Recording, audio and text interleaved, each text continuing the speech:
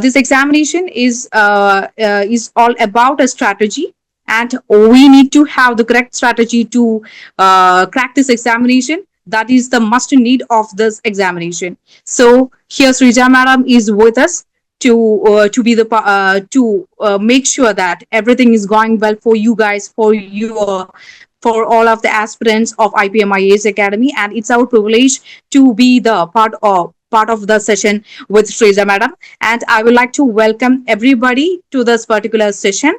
And for the welcome address, I would like to welcome Angel Jisha, who is a teacher's learner, and she's from St. Teresa's College, Ernakulam. And here she's going to have a welcome now. It's with utmost pleasure that I am here to welcome all to this orientation session as part of the TEJAS program by IPM IAS Academy. TEJAS provides free as well as affordable online coaching to students who need support.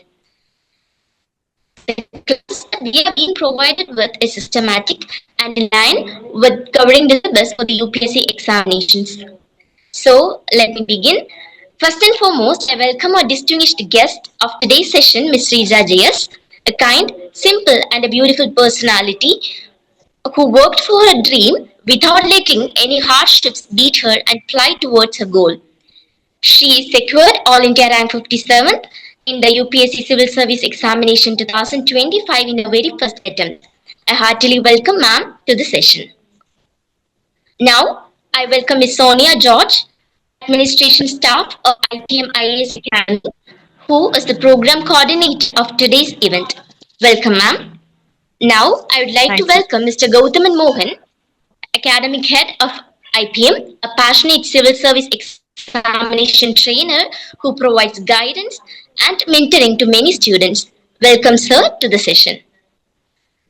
Now, I welcome Ketan Harshika, Foundation Student of my Academy from Christ University, who will be proposing the vote of thanks. Welcome, Ketan. Finally, I welcome all who are here to take insights from today's session. Welcome again to the session. Thank you.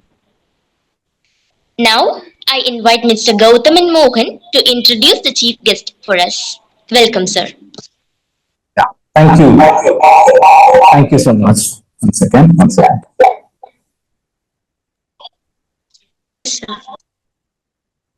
Okay. Yeah. So I'm really happy that I got the opportunity to introduce Sreeja. Okay, because I don't need to introduce her because now everybody know about her. Okay, what she has done in this examination, everybody knows about it, right? I don't need to give an introduction for her, but this is my responsibility, and I have invited her to take the session for all of you, which will be beneficial for all of you. So I take this opportunity to introduce Sreeja to everyone. Okay, we have with us Sreeja JS. Okay, Sreeja JS has got rank 57, AAR 57 in the UPSC Civil Service Examination 2025. Okay, to talk about her, she has done her schooling at Little Flower School, Vellani, and also New Higher Secondary School, Nelly Model. And in her +1, +2, I think she was always aiming for the civil service examination. So some of the subjects which are aligned with the examination is always, you can find it in the humanities stream.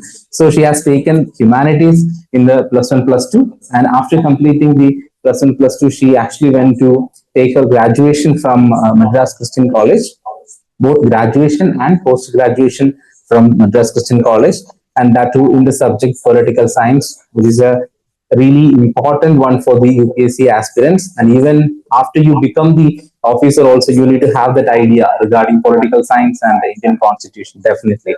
So she has taken that, and adding to that, she has also cleared UGC NET, okay, in political science. So she is, I mean, right now eligible to take classes for the students who are studying in the colleges, okay. So, and after that, she has done her UPSC preparation at Fortune IAS Academy. And now everything is history, you know, the rest is history, right? You know about her, she has got 57th rank, and that too in the first attempt. So I'm really proud to introduce her. And one more, there is a common connection with between us. That is, we both of us did our graduation at Madras Christian College only, and in the same department. Political Science department. So I'm so happy and proud to introduce her to all of you. And now it's time for that interactive session, that amazing strategic session by Sreeja. So I invite Sreeja for that session. Thank you, Sreeja, for accepting our invitation, and over to you. Yeah. Good evening. Am I audible? Yes. Okay, fine. So first of all, a word of gratitude to Mr. Gautam and Mohan, Academy Head, IPM IAS Academy, and Sonia George, Program Coordinator, and to all of you who are in this meeting. And first, let me just tell you one thing, that I would talk for at least 10 minutes and then ask me maximum questions that you can, so that I'll be able to share all my strategies and the small tips and tricks that I used throughout my preparation. And I just did 1 year of preparation and gave my exam. So I think for those of you who are aiming for whatever service you want in your first attempt, I'll be able to help you in some way, I think. So starting with first, let me start with determination and willpower that you need in this exam. And there would be a lot of confusions, doubts, and you always think of giving up, because I have done it every single day. I used to cry to my mother during mains preparation and interview preparation in the initial few days, because I was not able to write answers well, and in the interview phase also I was not able to speak well, and I was very underconfident. I used to cry every single day in the initial weeks. But then once I got the game, once I understood how to go about it, I was okay, I was fine. Even though the path were difficult at most times, I was able to come through it. And at the end of the day, what helped me was this determination and stubbornness. Uh, Sometimes in a very weird way, I used to tell myself that you just got one chance to clear this exam. No more attempts, just one attempt you have got and you have to do it. And this do or die mindset somehow helped me. And I used to scold myself if I am being very lazy, not studying or anything. I just to call myself, you lazy buffoon, what are you doing? I literally pasted that on my wall. And whenever I feel lazy, I just look at it and I just think to myself, okay, Sreeja, you have to get back on track. You have to study. You have to write exams. And then I just go about it. So I want to emphasize on three things. First one, revision. It doesn't matter how much content you study unless you revise and put effort in it and active recalling, all those things. There is not going to be any use of what you are studying. So revision is a must. Starting from prelims, mains, and interview, you have to revise. And then second, you have to be very consistent. It does not matter how much hours you put in. Some people would come and say you have to study 18 hours a day, 16 hours a day. Let me tell you from my experience, it's impossible to pull off 16 hours, 14 hours, 7 days a week, because I was not able to do it. And my strategy was going along this with my own kind of timing. So I am a night owl. So after 10 p.m. early, sometimes I get the energy to study and read. So I would just sit, and then I had a daily target scheduling. So from that I got from my academy. So I just strictly followed that. Every single day I would just note down what all things I have to finish, and then as much as I can, I will try to cover. Mostly I used to cover. If I'm not able to do it, I would just go and sleep, and I'll finish it before going for the exams on Sunday. That was happening for prelims and mains. So in between, there were times I was very lazy to even wake up from the bed.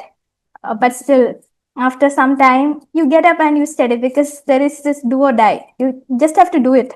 And so ensure that you are putting in at least some time in studying. It does not matter whether it's half hour, 1 hour, 2 hours. Just whenever you are studying, ensure that you are just studying and not doing other things. That will help you a lot. And thirdly, the most important thing is practice. Be it prelims, mains, interview, you have to practice a lot. Since you guys are studying in college and doing this side by side, whenever you get time, just do some MCQs, at least 5 questions a day. That will help you in cracking a lot of MCQs when you actually go for test series. So just focus on that. And when you start your preparation solely focusing on the exam later, always remember if you practice a lot, it will definitely help you in coming up with a good working strategy for you in the actual examination. And I was a person who always ensured that uh, every day I used to do at least 10 questions during prelims, and during mains I was not able to write as many answers as I could in the short span of time. Whenever I was writing, I ensured that I am writing at least 2 to 3 questions, and continuous evaluation is also very important along with practice. So always focus on the small improvements that you are making. If you're doing 10 questions and you are getting 8 questions wrong, don't worry, you got 2 questions right. So look at why you got 8 questions wrong. So, what are your thinking patterns? Where are you making mistakes? Are you carelessly jumping ahead of the gun? Are you missing the cannot and all these nuances that UPSC put in? And all these things, just analyze the thinking patterns and then just work on it. Reduce errors and maximize your attempts. All those things that you have to work it on by yourself. Your mentors will be there to guide you. But at the end of the day, you have to put in the work. You have to evaluate yourself. And that helped me a lot during prelims examination because in the real prelims, I attempted only 85 questions, but then I was able to get 111 marks. I'm sure there would be around 20 to 25 questions wrong, but I was able to get that score only because I was continuously working on myself, my thinking patterns, and then I was able to reduce my errors. And nobody starts from being perfect. You eventually become perfect. So focus on that. Focus on the small improvements that you are making, and celebrate even the smallest victories that you are having. Even if you go for test, you attempt 100 questions and sometimes you get about 90. Just celebrate it. I used to do that. During mains, we write exams, and in the initial phase, I was not able to write even um, good answers. I mean, I used to get only 2 marks per questions. So that was how pathetic I was. Then later, whenever I got really good feedback from my mentors, I used to buy something from Zomato, Swiggy, and just I used to enjoy it. So celebrate your small victories. That will help you a lot. You focus on the small moments in your life, and it will make the process a bit more enjoyable. Otherwise, it's just the mundane stuff, and sometimes it gets really boring. Let me tell you, some subjects are really boring. For me, also, they were really boring subjects, but these things help me to just move ahead. And also, one more thing is that everybody says that you need to work hard to crack this exam, but actually, you have to work hard really smart. Otherwise, the main point is sources. You have a lot of sources in the market for studying for prelims, mains. You get tons of sources. So be very wise when you pick sources. If you are studying an academy and if they are providing really good content, just focus on that. Don't go for other content in the market because every academy produces content after thorough research. So just focus on that and trust them, and trust your mentors. They know better than you actually, and work with them. Some mentors are tough. That's always there, but understand why they are tough, why they are pushing you hard. So it will help you a lot because I had 3 mentors and one mentor was really tough, and it's quite hard to impress him in the beginning. But then I took that as a challenge because he pushed me really hard when it came to a PSI or optional, because in college we write a lot of stuff to get marks. Even the stuff we know, we don't know, we make stories. But when it comes to UPS, you can't make stories. They won't give you marks. So basically, he used to tell me this college level of story writing that you're doing, it won't work here. You have to actually write points, you have to quote thinkers and all. And it really helped me a lot because I was able to get 274 marks in the optional, even though I didn't finish paper 1 properly. 3 15-mark questions, I don't know what I wrote. And I left at least a page each in those 3 questions. I didn't finish the paper properly. But then I was able to get 274, which is, I think, about 270 is good marks. So 4 things: revision, consistency, practice, and smart work. Okay, so these are the things I want to tell you. And rest of the things, whatever doubts you have, just please ask me. I'll be able to I'll be able to answer better, I think, instead of this monologue. So once again, thank you for inviting me to this session, and I look forward to the interaction. My dear students, if you have any doubts to ask to Madam, this is a session for you to, this is a time for you to ask the questions. Then she's here ready to answer to the questions and queries of yours. Okay, so right now, I think in the beginning itself, when we were discussing with, okay, one second. Okay, am I audible right now? Clear? No? Yeah. So Yes, in sir. the beginning, when we were discussing with Sreeja, she has clearly mentioned to you, to me, that interaction will be really, really effective, because she will be able to give you more what you need actually. Okay, that is very, very important. So now is the time for that. Okay, you can post your questions in the chat section. I'll be able to help you read that. And also one more thing is like. You can unmute and speak also. You can raise your hands. I think right now Srivarsha has raised her hands. So Srivarsha, I'll be unmuting you right now. So you can ask your doubt. Okay. Yes, Srivarsha, you can ask. Science background. So I would like to ask, what are the resources which we have to actually refer for both prelims and mains? Because there is a lot of former going on, as well as there are tons of resources in the market too. And in mains, there are additional resources also, which are specifically for mains only subjects. So what are the actual resources for both prelims and mains which we have to follow? Okay. So I'll start with what I did. I studied in Fortune. So Fortune was providing me all the materials for prelims and mains. My focus was on studying that. I didn't go for any other materials in the market, even though I have bought Spectrum and the Art and Culture book and the economy course. I think I have, but I have never gone and read all this stuff. I just focused on the Fortune books. Even NCRTs, I just read it once, and then a Fortune materials covered it. So that was what I did. But let me tell you about the sources in a very in a bit comprehensive way. You have to read NCRTs. That's non-negotiable, because sometimes UPSC can directly pick statements from the NCRTs and ask in the real exam. It has been doing in geography and in history also. I think they are doing that only most of the times. So NCRTs, you have to read the NCRTs that people always say, starting from 6th to 12th standard. It will help you in mains also. And secondly, there are standard sources that people often say. For history, for instance, we have Spectrum. Uh, and all these books are becoming a bit more bulky. So the point is, you have to be very selective in reading it. So keep PYQs side by side, understand the repeated themes and patterns of questions, and then just go read. And there are a lot of YouTube videos available for, small videos for a lot of topics. So if you're having any doubts, just go there and finish the doubt off. Like, properly understand the concept. Conceptual clarity is very important when it comes to UPSC, and you can't just crack this MCQs logically unless you have some conceptual clarity, especially in the case of economics, geography. So for geography, NCERTs is a must. +1 and +2 NCERTs you should read. At least twice or thrice you should read. And you should make, and here also, clear your doubts then and there. Don't keep it for some other day.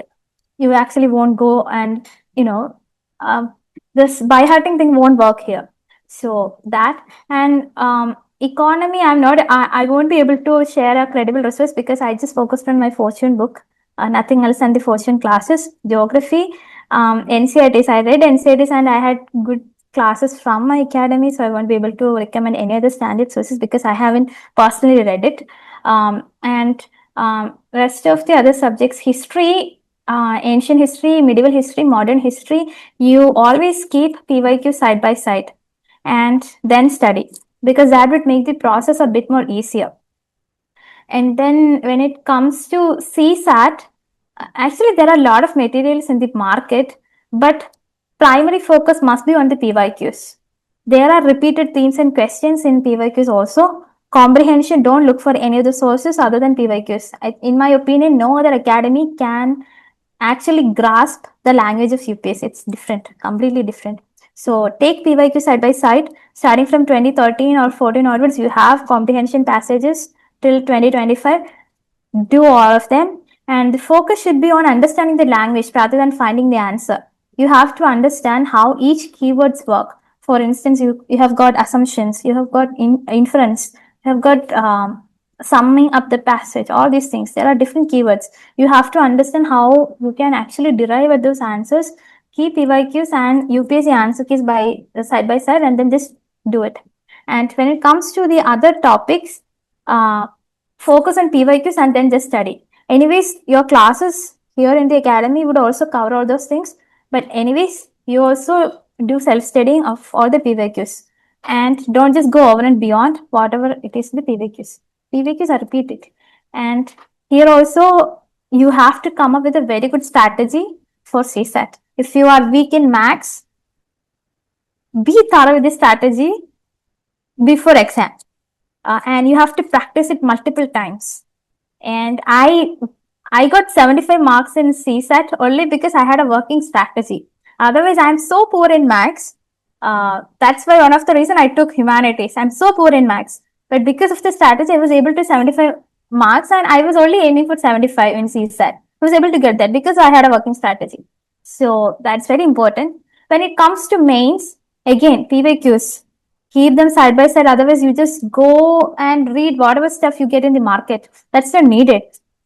Actually, the main syllabus is very defined, and many questions are repeated, especially in GS2 and GS4. You can see themes and questions being repeated again and again. So, have PVQs side by side again and analyze them, understand the themes, and just focus on the themes. And here also, many strategies would work. One thing is that you can have some template points which you can write in any questions. For art and culture, you can focus on some 4 to 5 points, and then you can use that in all the other questions. So you will get to know that when you are actually in the mains game. I got to know all of this stuff after prelims. In that small span of time, I was able to understand all these things and I was able to implement it. That happened. So don't get worried about mains, or what you will do in mains. It's okay. You will understand eventually. So anyways, PYQ side by side. And for current affairs, there would be a lot of academies that provide pages and pages of current affairs. In my opinion, all of them are not that necessary. You can just follow one particular test series and you get a lot of current affairs questions from that test series itself. And if you are a person who is reading newspaper, you'll be able to connect, and then you'll be able to do educated guess on most of the questions. If you want to follow any particular academies, choose very wisely. Don't, if you are following one particular magazine, just focus on that. Don't go and read some other magazine too. Whatever they are covering, these guys will also cover. So just focus on one material and then just revise it. Repeated revision is very necessary when it comes to current affairs. And all in all, whatever you study, ensure that you are revising it. Unless you revise it continuously, there is no point in studying. It's what I believe in. That's what I also used to do while I was preparing. So these are I think I have covered almost everything. If there is anything else, you can just ask. Okay, so that's, I think she has given you important details about how to, choose the materials for the examination, because that's always a doubt for everyone. Like, people have enough resources available in the market, so it will be a confusion for all of you, definitely. So in the meantime, let me ask one question. This was asked by many students also, because we used to talk about the importance of syllabus in the examination, but many of the times, most of the aspirants, what they did was, like, in the beginning they will be going through the syllabus, okay, one or two or three times, and then they will be leaving it aside, and they are not focusing on that, because there are standard books and advanced books available in the market. They will be focusing on that. So instead of following the syllabus, they will be focusing on something else. So what is your opinion about the importance of syllabus, how it will be helpful for you in the preparation?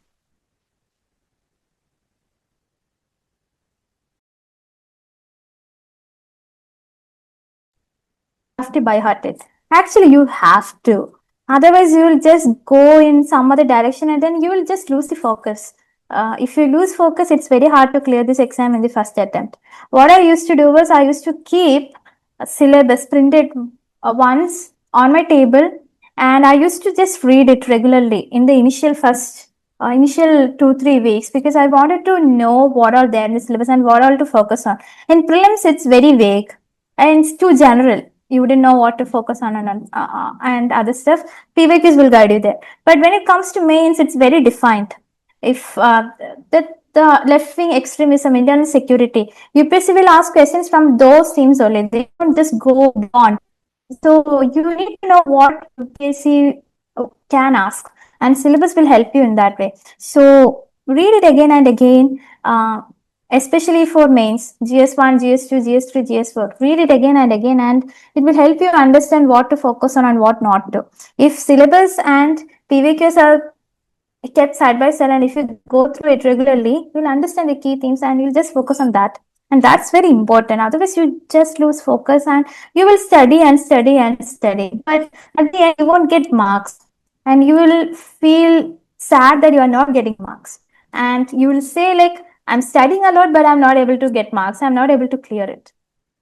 So that always happens. And it used to happen to me also sometimes, but then I was able to come out of it. So always, if you are not clear what's there in GS2, read syllabus, understand the main themes in the syllabus, and then just focus on that first, and then you can just start studying.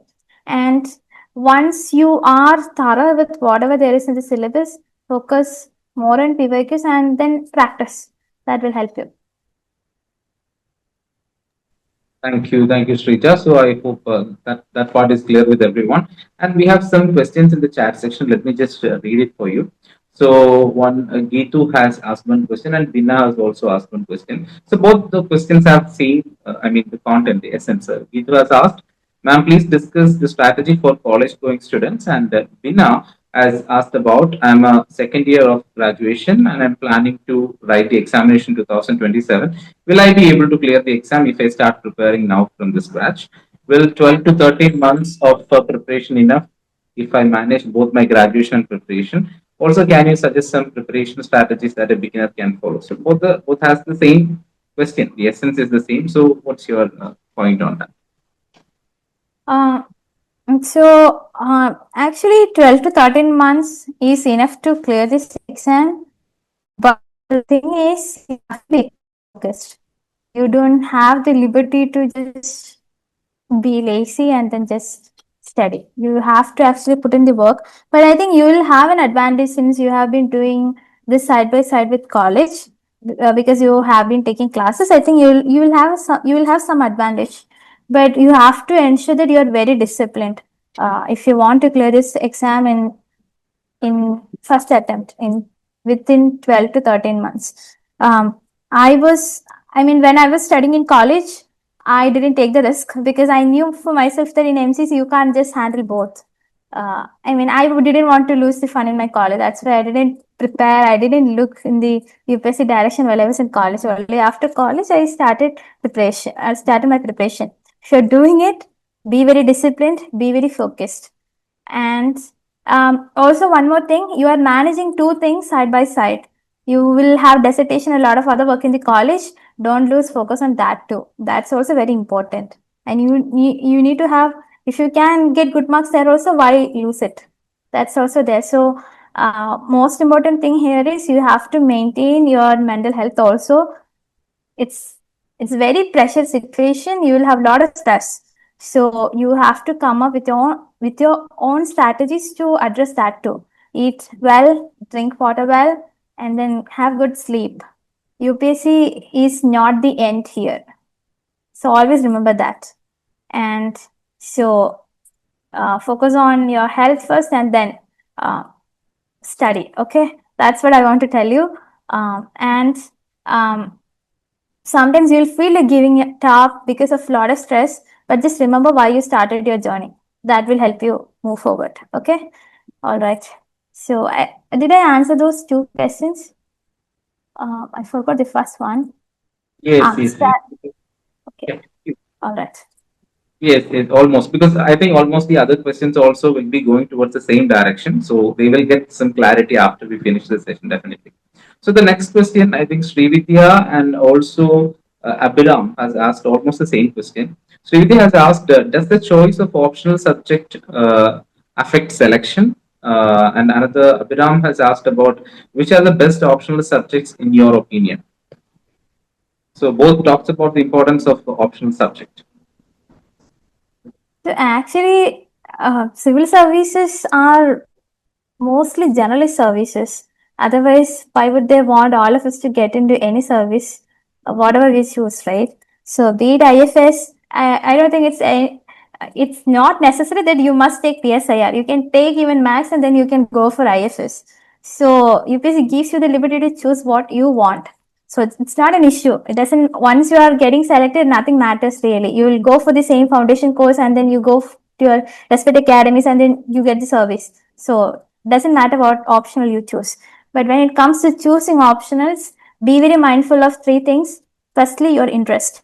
You're going to study this optional for at least 1 year and then you're giving the exam and you have to write 2 exams, 3 hours on the same day. So unless you are very interested in this subject, you lose the interest and then uh, I don't want to talk about what can happen in the phase between prelims and mains. You'll get, I mean, it takes an entire toll on your mental health. Let me tell you that. So interest is main. And second, you have to look for good mentorship and test series.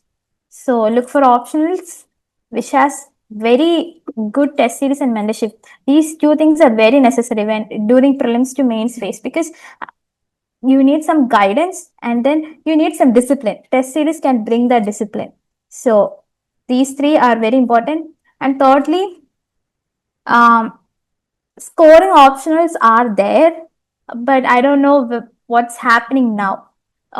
So if you are very confident in your graduation subject, it's not, it's okay if you are doing that for an optional also. I chose political science because I had a good base already from college and I thought to myself it would be easy to handle everything because in political science we study a lot of stuff that's there in the UPSC syllabus. So it was very easy for me most times. So that's why I took my graduation because I was very confident. So if you're very confident in graduation, you can choose that also.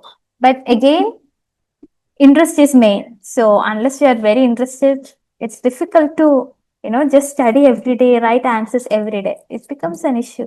And if you're taking optional coaching also, uh, research thoroughly before you choose any person, any teacher, or any academy. It's also very important. There are many people who just lose money going to some random academies here and there. So that shouldn't be the case. So if you are taking coaching, be very mindful of it.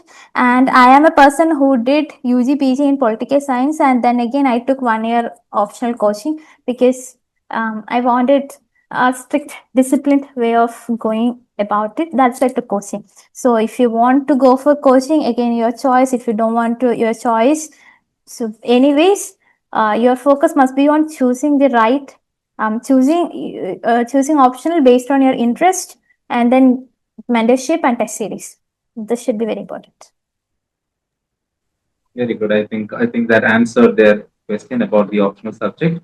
And another question Abhiram has asked. That's a very interesting question, and which is people are very curious about knowing this. You already mentioned that in your the beginning part of the session. It's about how many hours did you study a day? Okay, interesting question because I mean, we had 6 hours of classes daily, 4 hours of GS plus 2 hours of optional. So I started my classes in May 2024. I think May 14 or 15 our classes started. And then till October, I was reading newspaper, then I was having 6 hours of classes. So mostly 7 to 7.5 class, 7 to 8 hours done. So rest of the hours, sometimes I would spend 2 to 3 hours just revising and then just doing some MCQs or this and that. But there was no proper structure to how I was studying, just revising the classes, that's it. But when test series started, I think by October end, there was a discipline to how I studied. So here my focus was not on hours, but finishing my daily targets. So 6 hours of classes plus how much of a time it took me to finish my targets. Sometimes 2 hours, sometimes 3 hours, sometimes 6 hours. So it all depended on how much time I would take to finish my targets. And I was a person who didn't care about food or health during prelims prep and mains prep. So it took a very heavy toll on my health also. So don't do that. Focus on your health also and then study. So that was my method, not focusing on hours but finishing targets. But for some people it would really help them if they can come up with a hour discipline kind of thing, focusing on 12 hours a day and then finishing their targets. If that's your method, just go with it. So it depends on people, I think. So at the end of the day, you have to find it by yourself. So since you have been studying for quite a long time, I think you understand how your mind works, right? How your study schedule works. So understand your strengths and then just go about it. All right. Otherwise, I don't think my strategy would work for you, and your strategy would work for me because and in between also I used to do this Pomodoro thing. 25 minutes studying plus 5 minutes of rest, sometimes 1 hour of studying and then 15 minutes of rest. I used to do all this because there is no other way you can beat your laziness. And being lazy is a very common thing, procrastination, all those things. So this also matters. And but the things changed a lot when after prelims, when mains prep started because I made a mistake, which is not studying and practicing for mains during my prelims preparation. I only started my mains preparation after prelims. That was a big mistake I did. So I would recommend you all not to do it. Study for mains while prelims preparation also. So again, this mains preparation time, I would just go for 14 or 15 hours some days, not 7 days a week, but 2 to 3 days a week. I used to go in that direction. Also, one more thing is that all the 7 days you might not be able to study for long hours. Sometimes you have to take a break in between. So don't feel guilty that you are taking a break. Sometimes you need that. So you have to understand where your strengths, what are your strengths in scheduling and managing time, and then just plan it accordingly. Yes. So another question is related with the Indian languages qualifying paper. So am I audible, Sreeja?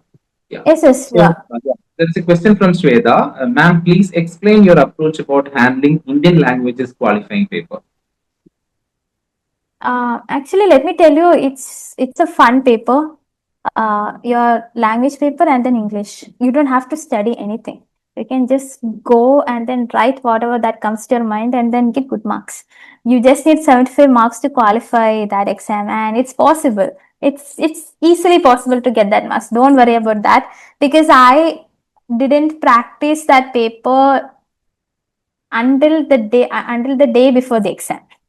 Uh, because only the day before the exam I downloaded the question papers and then just I found out what all could be asked, and then you need some bit of understanding of grammar in English and then in your language, and you'll be able to understand. There are a lot of YouTube videos, you can just go there and then just you can understand. It's very easy. Anyways, you have studied your language paper in your school, and English you speak, you write, you read. It's fine. Don't worry about that. You can just prepare for that in the short span of time. You'll get between GS papers and then the language papers. You'll get at least, I think, 4 to 5 days of break in between. So it's fine. Don't have to worry about that. But you have to be careful in your language paper because sometimes what happens is English would be strong, but regional language would not be that strong. So for that people, try reading newspapers in your local language at least after prelims, and if not, starting from the year of your examination, starting from January, just read and then just write something and talk to people. You'll be fine. Yes. Yes. Yeah, the next question is I think you already addressed this part, but I hope you will be able to add some more points to it. So it's from Leah. Leah has asked about how can we manage bulky monthly current affairs magazine with main subjects? Can you suggest the strategy for handling all these together? So that's a question. I think you'll be able to add some points to that. Yes. Bulky current affairs magazines, right? Yeah, yes, yes, correct. Okay, all right. So, what I did was that initially I started with reading Prahar magazine of only IAS. It's a bit bulky. I didn't go for Vision IAS because this time I think they were late in publishing their magazine. So I focused on Prahar. Uh, then also it's a very bulky text, but towards the end they came up with their short summary. So I focused on summary, and summary covered all the things they were talking. They were right. They had in the bulky current affairs. Nowadays, the academies are focusing more on summaries. I think summaries would help you. I mean, towards the end, you will understand how all these things work, and then you just write. That's one thing. And second, one thing you can focus on is reading answer keys of various tests that happens in a lot of academies, especially the ones that are very popular. For example, forum test series answer keys, they're very good. They are very crisp, and then you get a lot of points. I used to read it occasionally. And I think Vision answer keys are also good. Vajram answer keys are also good. So you'll get a lot of points from them, and then you can use it. I used to do that. I used to sometimes make notes. I used to write and study. So it used to help me a lot. At the end of the day, you will realize that, once you are done with your mains, you will understand that you don't get a lot of time in answer writing in mains. I mean, people talk about 7 minutes per question, but actually, you won't even get 5 minutes to answer a question. That can happen. So we'll understand that you need a very little less content. You just have to finish the question with minimum content and maximum examples. You will understand all that as you write answers and write test series. So that will happen. So actually, you can just focus on the summaries. And current affairs helps a lot in when it comes to examples, getting examples. So focus on that instead of reading all these bulky textbooks and current affairs magazines. Focus on getting good examples, and all of these are segregated by subjects. So governance, you will have a couple of topics. So get good examples from there and just make a note of it. And if you are coming across good terms like strategic autonomy and strategic ambiguity, kind of, I'm not able to remember much of it, but when it comes to international relations, you can get a lot of terms like this. So, just read about it, make a note of it, and don't write bulky notes for mains. That won't help you at all. Just make small, crisp notes. That will help you, and you can revise it. So that's what I was doing, and I think it helped me in mains. And over the time, you'll understand how to write good answers with, even if you do not know the answer to the question, and even if you have never heard of that question in your life, you'll be able to do that. This all happened during the prelims to mains phase, where you will write answers, you will take test. All right. Thank you, Sreeja, for that. I think that was everybody has the doubt about the current affairs magazine, the bulky magazines and all. So now the next question, I think it will be really effective for the students if you answer this. So it's about how to prepare notes. So basically, like even relating it with the newspaper and also with their general studies paper. So how do you make notes? What was your strategy? All right. So when it comes to current affairs notes, I used to read newspaper and make notes in the initial phase of my preparation. I think from May till May till June or July. I think I used to make notes, but then I realized that I'm not revising it properly, so I stopped taking notes altogether for current affairs. I would just read the newspaper, and then they were test series. Whenever I got questions, I was somehow able to connect with what I read in the newspaper. And then my academy was providing daily current affairs and monthly current affairs magazine. I just focused on that, nothing else. So no notes for current affairs. And secondly, for each of the subjects, the strategy should be different, I think. For geography, you need to focus a lot on maps, drawing maps, and then just uh, drawing them again and again to understand and then memorize it. Also, you need to know key terms in geography. Like they can ask you definitions, maybe you can write definitions in mains exam, and in prelims also you need conceptual clarity. So make notes of geography in that light. In history, timelines can help you a lot. be it ancient history, medieval history, and modern history. Timelets can help you a lot. Help you a lot, and then you can integrate a lot of information in the timelines also. And for ancient India exclusively, ancient India and medieval India exclusively, you can buy outline maps, or you can draw them, and then you can mark places and dynasties, everything in the same map, and then just you can add on information. I used to do that, and it is very effective in memory, very effective in visualizing the dynasties, who are the contemporaries, and what are the common stuff they had.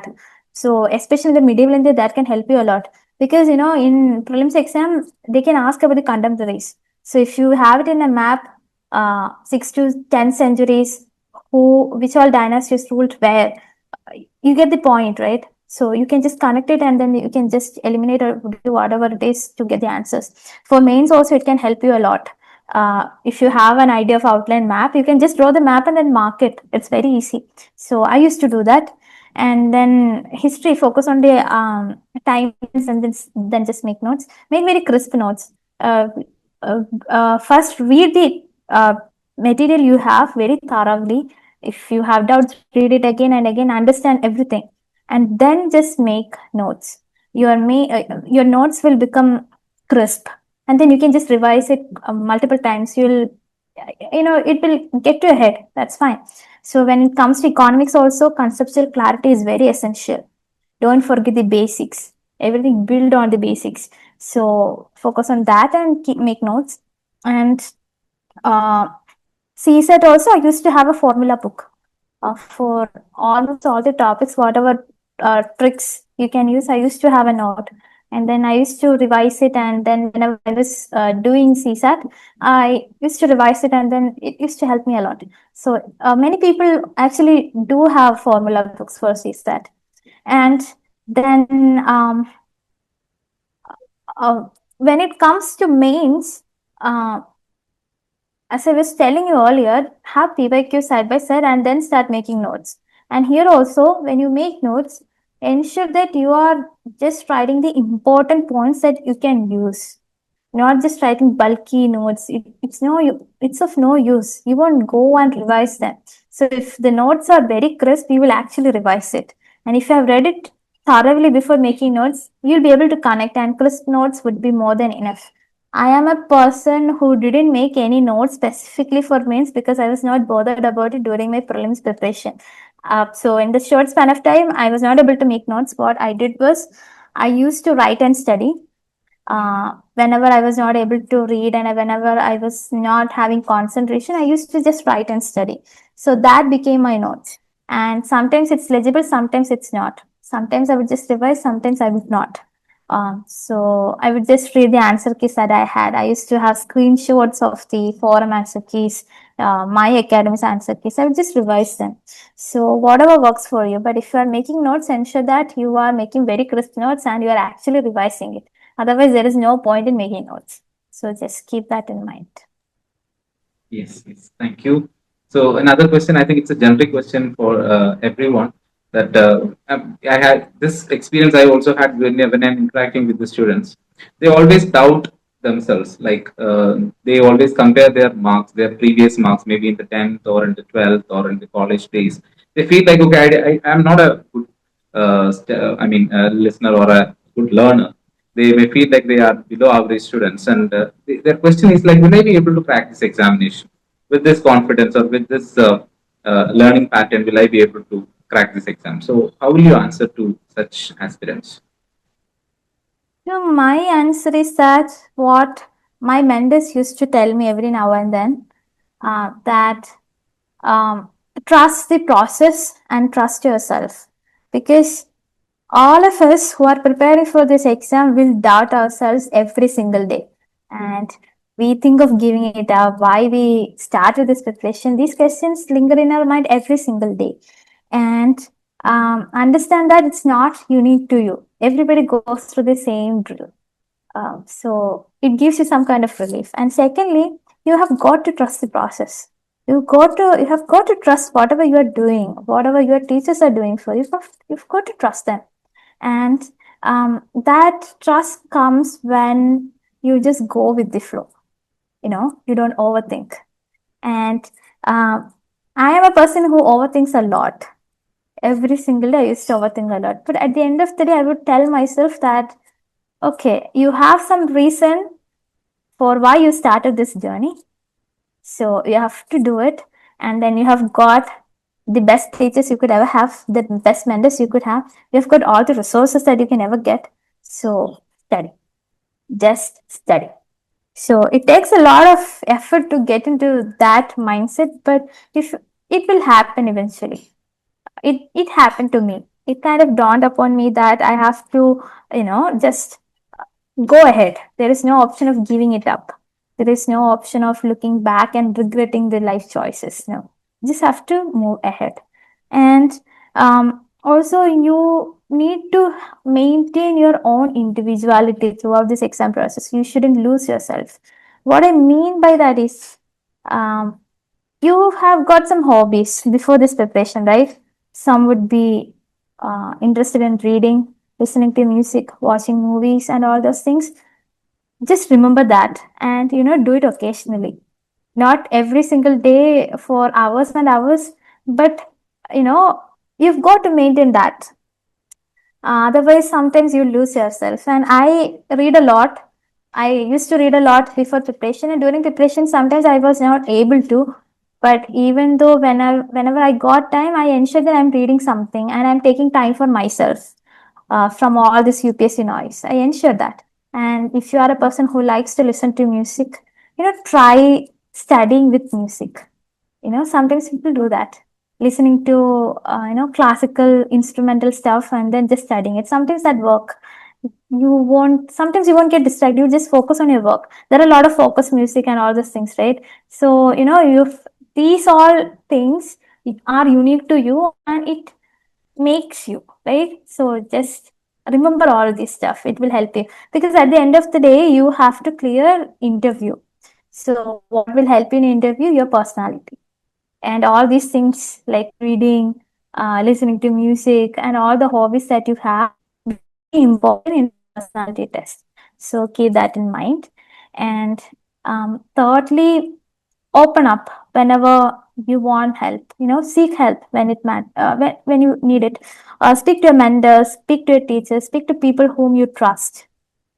um, I I'm a person who can't bottle up feelings. Whenever I bottle up, I break. One day or other day, I would break, and I would get. I got three panic attacks during prelims to mains phase. Three panic attacks for no reason, particularly because of overthinking, simply, and losing all the hope. But at that time, what I used to do was I would just call up my parents, even in the middle of night, and I would just speak. I would just speak about even the random things I see here, and then I would just spend time with them, and it helped me a lot. So seek help whenever you require it. You don't have to bottle up all the feelings and everything. And if you want to seek professional help, just don't, fall to the stigma or anything. Just go for it. Okay, you need to have control of yourself during this examination process because this examination is tough. It's very strenuous. So seek help whenever required. And if you have mentors, if you trust them, just speak to them whenever you want. If you have that space, use it and use all the people around you. If you've got really good friends, tell them that you're preparing for this examination. It's okay. You know, if they are your best friends, they are not going to judge you, right? So I had really good friends who have helped me a lot during this examination phase. Whenever I was feeling underconfident, I would just speak to them and they would just keep my mind off UPSC noise. So that's very important.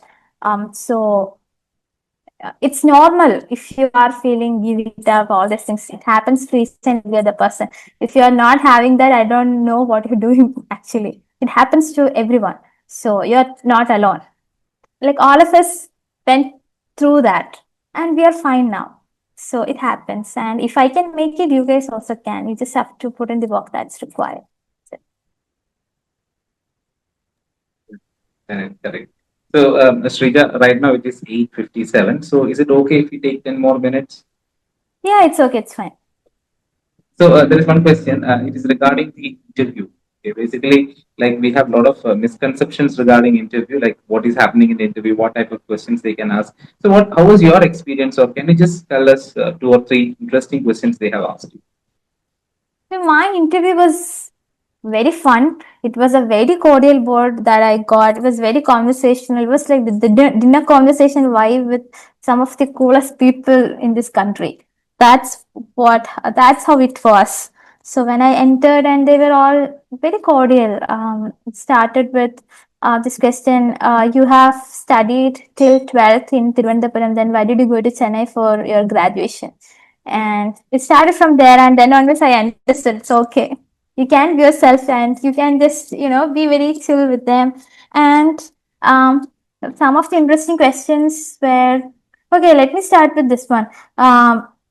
Out of nowhere, I got a question about American elections. So one sir asked me, uh, "What is the process of American elections?" And I started with, there is an electoral college and people elect something, and I lost the track. So I said, "Sorry, sir, I'm not able to recall the exact details, but I'll definitely read about it." And then he went to swing states and then Cuban Missile Crisis. And then something else he asked. In between, a ma'am interjected and said, "You studied political science for your UG and PG, no?" So I told her, "Yes, ma'am, I studied political science, but I'm not able to remember the exact details of American elections." So again, I was able to maintain my calm and composed manner of speaking.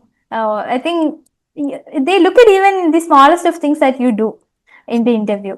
And then another question was that um, um, I'm taking, the sir said, I'm taking you to a time capsule, and you are the government representative during the time of partition. So you have got two choices, either go for partition or undivided India. I took a moment and then I said partition because the conditions were very worse. So it was an inevitability that we had to do. And then he asked me if we didn't have partition, would South Asian geopolitics be peaceful? I said, "No, sir, because a lot of issues already, so definitely something or other will come up and we would have broken up." So again, I was able to manage it. And one more interesting question was that he asked me that consider all of the five members as delegates in the permanent five. India needs a seat there, and you have to imagine yourself as Indian diplomat and then state India's case. I took a moment and then I started with dear delegates because I was not able to remember what the exact words were. So I just started with dear delegates. India is the largest democracy on this planet with 1.4 billion people. If we are not having a seat in the P5, what democracy are we talking about? I was, the template answer that we study for mains, I just said that. And somehow they were impressed. And then I could see the expressions on their faces. And one more question was a Kerala chips question. I think it was spread in all the media, which was Asa was having chips, Kerala chips, and he just took one and then he asked me, "How did it came from Thiruvananthapuram to Delhi? What is the reason for its taste?" I said, coconut oil. So he asked me, "Do you add anything in the oil?" I said, "No, sir. It's from Kerala and it's Kerala's flavor. So that might be the case for the taste." And then it was a very chill conversation that we had. It was a conversation, nothing else. They were not asking questions back to back, checking my knowledge, competence, or anything. They were just checking my personality. And in the personality test, we call UPSC interviews personality test, right? They are checking your personality. They want to see a colleague in you, future colleague in you, a future officer in you. And who is a future officer? You have to be very cordial with all the people around you. You need to be very serious about the job, right? But at the same time, you have to have that personality, very charming personality, right? So they're checking that, I think. That's what I felt in that 30 minutes or so. So when you go for the interview, just you have to imagine yourself as a future officer when you enter UPSC. Imagine that you are an officer already and you are going to have a chat with some of your senior colleagues, and take it in that spirit. You need not have perfect language and perfect accent or anything. They are not looking at that. They are looking at who you are. And if you are true to yourself, they will see through you and they will give you marks. And if you are stressed or tense, they'll understand it immediately, and uh, they will try to calm you down. That happens, but sometimes what happens is that you won't be able to, collect yourself in that uh, short span of time. So during mocks and everything, just imagine yourself, you're just going to have a dinner conversation with some of the senior colleagues, or better, some of your relatives. If you are going to have a chat with your relatives, you'll be so cool, right? If you are having going to have a chat with your cousins, you'll be so cool. So have that attitude and take it in that spirit. Nobody's going to judge you there. They are looking forward to hear your answers, whatever that is coming out of your mouth. And trust me, you will have a lot of answers after mains. You can absolutely answer any question they're going to shoot at you. It's not an issue. They change the difference is that the most important thing you need to have is confidence. It entirely changes your game. So I was struggling a lot during the initial phase because I was not confident at all that I can speak. I have good language. Not at all confident. I used to cry every single day, calling my mother uh, while I was staying in the hospital in Kavadiya. But once I went for mocks, I started getting comments that you are good. You have the language. You can speak really well. You need to be confident. So slowly and steadily, I was able to get that confidence. So once you have the confidence, you are ready to go. So that's what happens in the interview. But sometimes boards would be very tough. But even if they are tough, you have to smile a lot. You have to be very cordial. You just show that part of you, that which is nothing can break you. You'll be still calm and composed even if they grill you. If you have that attitude, I think you'll be fine. Okay, so I think this answer is for everybody who are really scared of the interview process in the examination. So there are some other few questions there. So one is from Jayapriya. So ma'am, even if I study by my own and complete the syllabus, but I'm not consistent. So is it better to join coaching to make it consistent? Why you tell me about the coaching versus self study? So basically, it's a question about the coaching or self study, which is good. Okay, I think it comes down to your choice. I didn't go for self study because I know for myself that I will not be consistent if I don't go for coaching. So there are many people who have cleared it in the first attempt with self study. So just read through their strategies. If you can contact them, just contact them. But in my case, I was so sure that if I don't go for coaching, I wouldn't be able to clear it in my first attempt. That's why I chose fortune. Also, if you are going for coaching, do a research of all the major academies that are out there. Uh, uh, and look at their results, talk to people who have studied there and have an analysis, because you're going to spend a lot of money.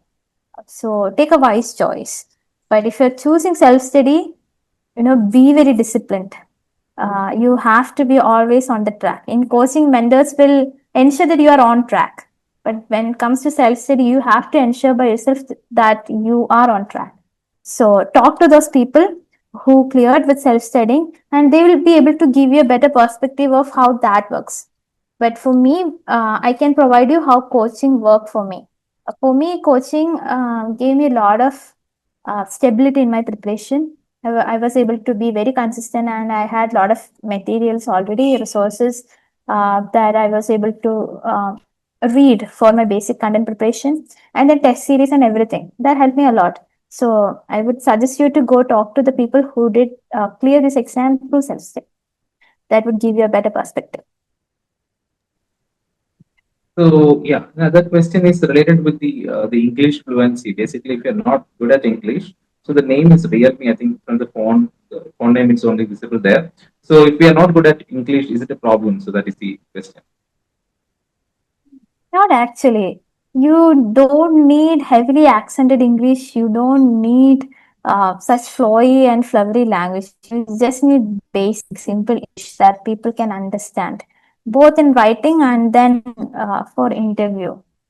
And also, since anyways you are in this preparation and you are studying in college, if you are, I think, you have the chance to develop your English language skills, because I am a person who did that in my college. When I went to Metro System College back in 2019, I was not able to even speak two sentences in English.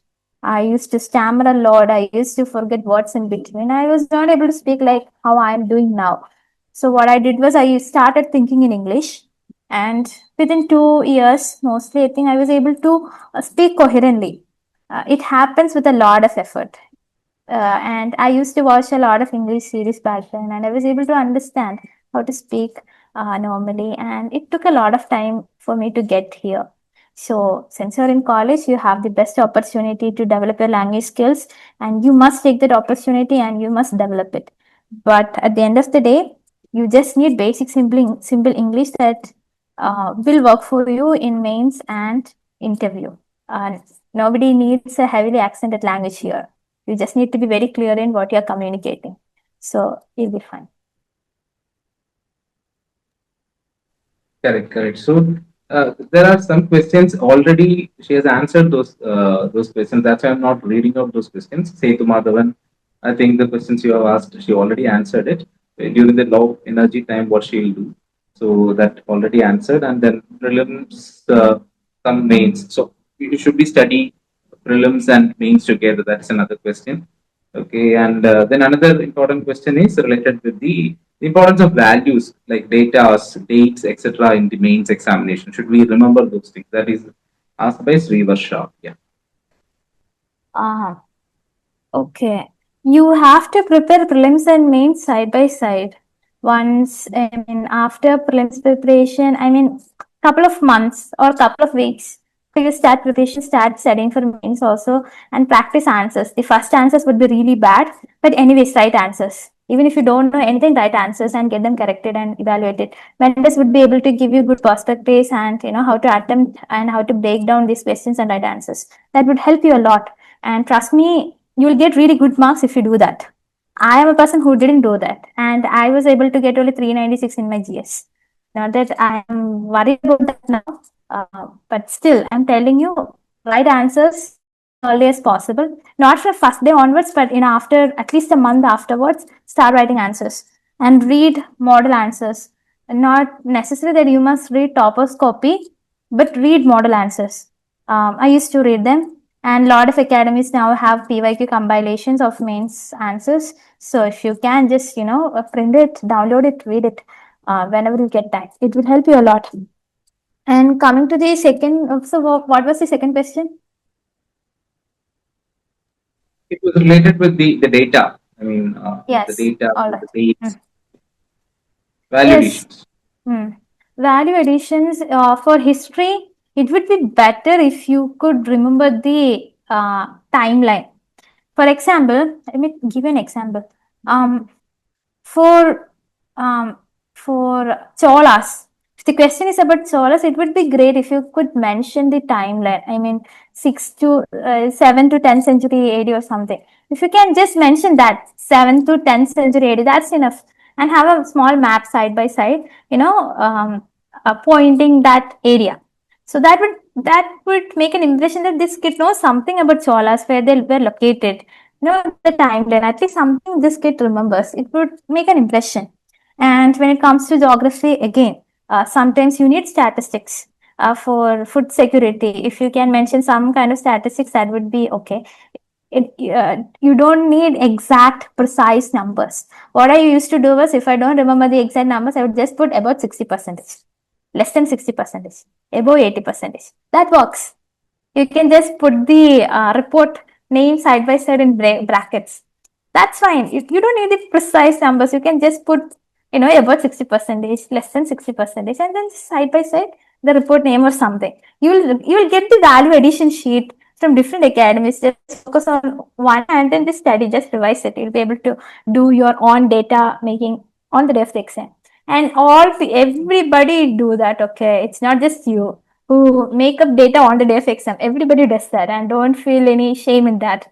Um, and when it comes to GS2, collect specific examples that you can use in governance, social justice, IR. Polity also, if you can mention the articles, well and good. Again, it makes an impression that you know something. You are not just, making things up. If the question is on CAG, mention the article. I forgot the article now. I think it's article 148 or something. So if you can mention the article, well and good. Fundamental rights question, if you can mention the article second, well and good. And it makes an impression that you know something, that you are not just writing something. So it makes an impression. When it comes to IR, especially, you read a lot of current affairs, right? When it comes to IR, this pipeline, that event, this event, this exercise. If you can make a collection of those, you can use it and find out the themes first from PYQs and just collect data. For GS3 particularly, focus on graphs and pie charts or something. Even if you are not able to remember the the relative percentage also, be very creative. If they ask you about India's economic growth, you can just draw the graph, the IMF, that graph, and you can just put US in the top, next China, and then whichever country that is, fourth India. You can just randomly put the four bars there, and here is the data. So you can also do that with pie charts. So be very creative when you practice GS answer writing for paper 3. Be very creative and understand how you can present data in various forms. And I think people like that. Examiners like that, and they'll give you marks. That's for economy and the first part. For internal security, again, if you can do maps there, it's fine. Left wing extremism and India's borders, if you can do maps, I think it's good. People used to do that. A lot of toposcopy also have this kind of maps in GS3 for those parts. In environment also, you can write a lot of data because a lot of risks come in. Climate change this, climate change that. You need not have precise number. Just about 60%, about 50% would be fine. You can mention the report side by side. That you'll understand as you go through the model answers, topocopies, whatever. And GS4, collect examples you can, not the random examples you can find here and there. Use examples that everybody knows. You can use Better India for value addition. And then a lot of ethics materials also contain examples of civil servants and things. You can mention Gandhi, Buddha everywhere. Whatever you study in history, you can use it in ethics also. Akbar, you can use it in ethics. So be very mindful of that. You can collect examples, use it everywhere. That would make the job much easier. And one more thing, essay and ethics, you can do the collection of examples side by side. You can use Buddha, Akbar, etc. in GS1, GS4, and in essay also. You can just write them, and everybody knows these people. So examiner will also think, okay, nice perspective. They might think like that. They are going through a lot of copies each day. If we can bring in some uniqueness, and when it comes to putting your perspectives based on these people we already know, it would be nice. Yeah, right? So think from that perspective also. And anecdotes for essay. You can be creative. If you are a person who loves writing stories, come up with good stories based on the PYQ themes. For patriarchy, I used to have a story that I was using for all the patriarchy cases that I was doing. So, analyze the themes and, you can make up your own stories. You can always use the help of ChatGPT and Gemini. But you have to double check the stats and everything that you get. But anyways, you can use it. I used to do that. So this is about value addition. And value addition makes the answers really good. And it will make the impression that you are not just, cooking up things on the day of exam. It will give the impression that you know stuff. So it's very important. Thank you, Sreeja, for that answer, because that will make the answer sheets more authentic for the examiners also. So I think we should wind up the session because already we have exceeded the time. And thank you so much, Sreeja, for actually being with us. And I hope I should ask this question because we have students who are actually doing the foundation course, and there are students who are in the colleges. There are students who have completed graduation and fully preparing for the full-time aspirants are also there. So, what is your one or two advices for generic advices for them from your side? One thing is that always remember why you started this journey. why you want to clear this exam, why you want to go through this grueling process. Always remember the why. Because when at times when you feel like giving up, this is the why that will push you. So always remember your why. And second, there are no shortcuts to clear this exam. You have to put in the work. You have to write answers. You have to do tests. You have to get the evaluation. You have to sit through mentorship sessions. Doesn't matter how much scary it can get. So unless and otherwise you put in the work, you won't clear this exam. And there would be a lot of advices in the market. Even from my side, listen to only what will work for you. Even ours, sources, everything. Choose only what will work for you. Because I was always very stubborn taking advices. I'm a person who just don't, I always have my flow. I always ensure that I will be doing my stuff and just do that, don't accept any advice just like that, know your strengths and weakness and then just take it. I think these three are the advice I would give. And one more important thing would be, as I have said earlier, seek help when it's required. You know, it's very important. And UPSC is not the end in itself; it's just an exam. Always remember that it's not the entire. It's not the ultimate goal in life. It's just an exam that you want to clear. It's your choice to finally write the exam, right? But anyways, keep always be very mindful of your health, both physical and mental health. Occasionally go for gym, walking, all these things. Physical exercise also matters, and mental health also matters a lot. You need to survive this exam, and it is one of the toughest exams in the world. There's no doubt about it. Just makes you question your life every single day. So unless you have other things going side by side with the studies, it's difficult to just sleep peacefully every single day. It becomes difficult. So these things matter. So these are the four advices I would just say. Thank you. Thank you so much, Sreeja, because I think we have a lot of questions to answer also, but we don't have that much time. But you have answered all the questions from your perspective, and it is really, really beneficial for the students also. So thank you so much as the academic head of IPM IAS Academy. I really thank you for this wonderful, session. And officially, we would like to, deliver the vote of thanks. And I invite Ketan Harshika. Ketan is a student foundation course student, and she is actually studying in the Christ University, Bangalore. So over to you, Ketan. Good evening, everyone. As we now come to the end of this insightful session, it is truly a privilege to propose a vote of thanks. Today's interaction has absolutely set the tone for the journey that many of us are about to begin. So, firstly, I pledge my sincere gratitude to Ms. Sreeja JS for breaking down the UPSC journey in such a simple, clear, and honest manner. Along with the strategies that you've provided, you've also given us direction and reassurance that it is possible for every one of us listening here. So thank you very much, ma'am, for that. A heartfelt thanks to Mr. Gautam and Mohan for the thoughtful introduction and for guiding our students through his vision and expertise. Thank you, sir. A special thanks to Ms. Sonia George for the warm welcome and to Ms. Angel Trisha for bringing in the learner's perspective and making the session more relatable. I also would like to acknowledge the IPM IAS Academy for organizing this meaningful program and making sure that there is always opportunity for aspirants to learn and grow. To all the participants here, just by being here today, you've actually taken a step forward, and I think that's the point of realization.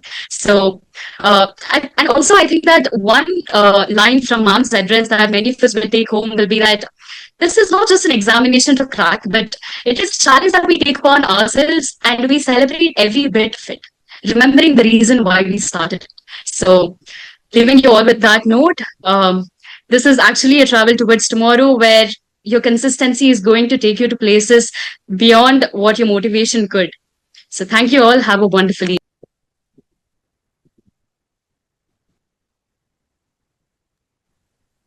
Thank you so much, everyone. Thank you so much. I think Sonia is there, no? Sonia. Thank you, Ketan. Thank you, Ketan. Once again, thank you, ma'am, for this beautiful session. It was very much fruitful for all of our students, and you were able to answer all of the questions which were asked by our students, and we are so happy about it and about everything. The one of the thing that we have noticed all throughout this program, we were actually working through your journey, through your journey of your prelims, mains, and interview.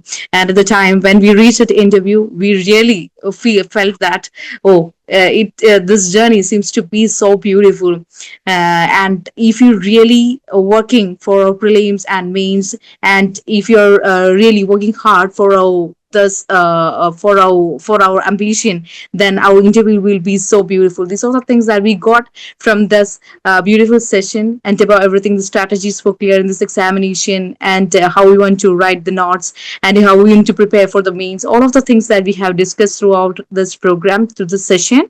And thank you so much, ma'am, for this beautiful session. And thank you, Ketan, for your word of thanks, and everybody over here, thank you for your presence until this 9:23. Once again, thank you so much. And I'm using this opportunity to introduce our TEJAS program too. Sir, can I? Yes, yes. Okay, okay.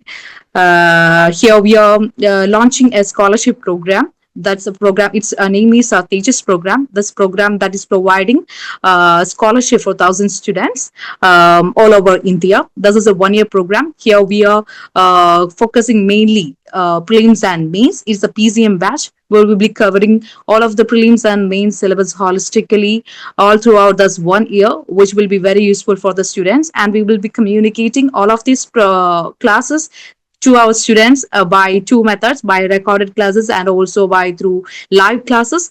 80% of our classes will be recorded and 20% of our classes will be live.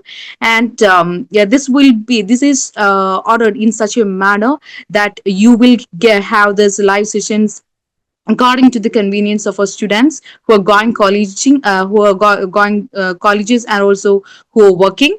That means that we will be conducting all of this live session between 7 to 9 evening, once in a week. That we were that these are the things that we have planned for this particular Tejas program.